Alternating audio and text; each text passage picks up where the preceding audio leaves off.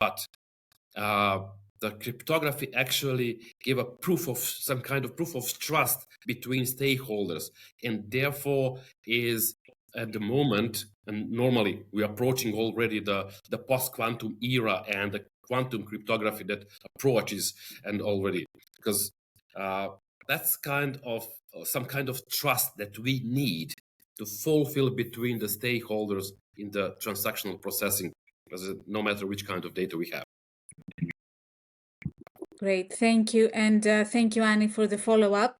Now to wrap everything up, let's say if you could redesign one part of the DeFi stack to make it truly enterprise or regulator ready, where would you start? Would it be identity, scalability, governance, or something else entirely?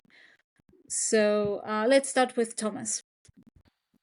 I would say all of the above. I would start with maybe identity is a very important component, because at the end this technology is about exchanging value, and to exchange value you need to identify who is exchanging this value. So I would make sure that these identity components is aligned with international standard, and W3C are doing a good job to clarify what kind of standard do you have to comply to. Also to make sure that it's modular enough so that you can comply with different jurisdiction. And when if you take the example of the European identity wallet, you have to make sure that these identity components will be also aligned with the requirements coming from this European identity wallet.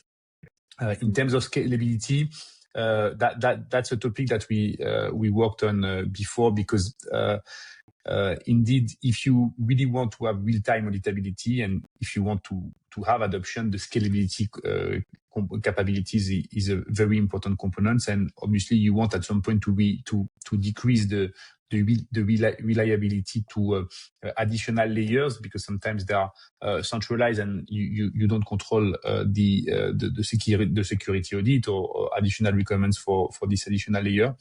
And then finally, in terms of governance, one of the topic that I think is not treated enough in the overall ecosystem is the governance of the open source roadmaps, because we need more. When I say open source roadmap, I mean the underlying layer 1 blockchains, and I think sometimes we need more transparency, clear governance mechanism, and sometimes it's not transparent enough, and and the governance is sometimes opaque. And I think we need also to make sure that from a pure governance standpoint, and we need to bring more transparency, more specific rules. The Linux Foundation has been very good in clarifying the governance mechanisms on the open source roadmaps, and I think we need sometimes to take example about what have been done in the past and what worked well, so that we can also apply and bring more transparency and more credibility to the underlying blockchains. Thank you, Thomas. Andre, what's your perspective?